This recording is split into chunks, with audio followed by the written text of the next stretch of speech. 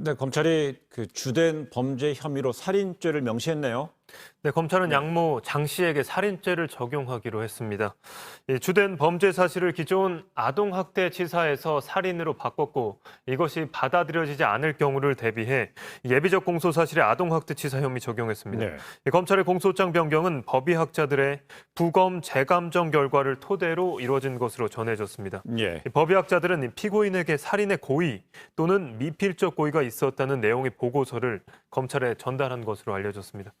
결국 살인의 고의, 미필적 고의가 있었다는 것은 살인 혐의에 있어서는 살인의 의도성 여부를 규명하는 것이 쟁점이기 때문에 이런 부분에 있어서 검찰은 이런 증거를 통해서 이제 재판에 나선다는 건데요.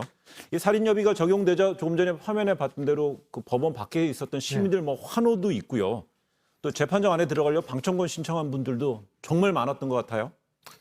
근데 이제 얼마 전에 국회에서 이 관련 법을 예.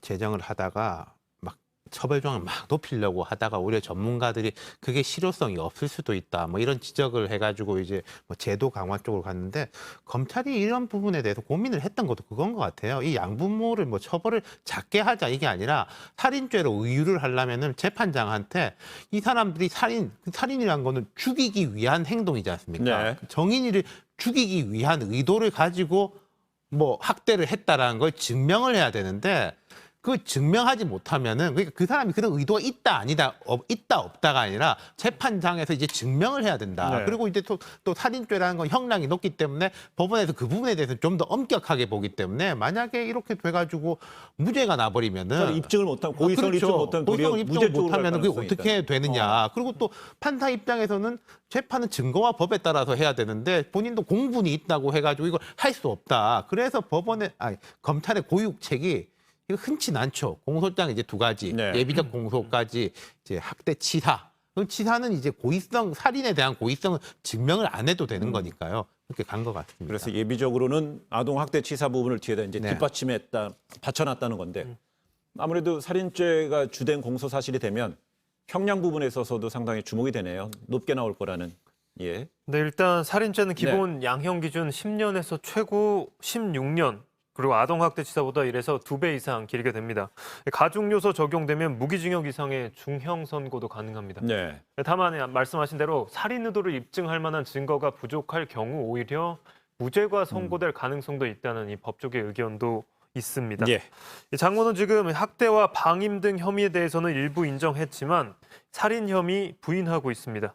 오늘 재판에서도 고의로 사망에 이르게 한 것은 아니라며 살인죄 혐의 거듭 부인했습니다. 예. 아이 장기가 손상된 부분에 대해서도 이 훈육의 방법으로 대화하다 때린 것이다. 뭐 이렇게 말했다고 합니다. 예. 때문에 검찰이 살인 혐의 어떤 증거를 바탕으로 입증할 수 있을지 지켜봐야 할 것 같습니다. 근데 재판 하루 앞두고 양모가 유모차에 탄 정인이를 또 좀 난폭하게 좀 거칠게 다루는 영상이 또 공개됐어요. 이게 집이 아니라 회사 CCTV에서 찍혔다고 네. 하는 것 같아요. 양부의 회사의 양아버지예요. 예, 네. 회사에서 그 동료들이 이렇게 했다라고 하는데, 그러니까 학대의 정황인 것이고 이게 무슨 살인의 증거는 안 되는 건데 두 번째가 뭐냐면은 이 학대를 하고 있는 것을 양부도 알고 있었고 방임했다라는 증거는 되는 것 같아요. 지금 현재는 이제 양부는 이제 직접적으로 관여하지 않았다, 뭐 이 정도까지 심한지는 몰랐다라는 식으로 해서 이제 빠져나가 있는 거 아니겠습니까? 근데 이렇게 되면 이제 방임의 죄를 물을 수는 네. 있겠죠. 김 기자, 오늘 그 양부도 오늘 재판을 받았어요. 같이 법정에 있었죠, 양모랑. 네, 그렇습니다. 원래 재판부 10시 넘어서 도착할 것이라고 예상했는데 예상보다 일찍 도착을 했다고 합니다. 아마 예상컨대 이 법원 앞에 많은 시민들 모여 있었기 때문에 이를 피해서 몰래 들어온 것 아닌가 이런 생각 듭니다. 알겠습니다.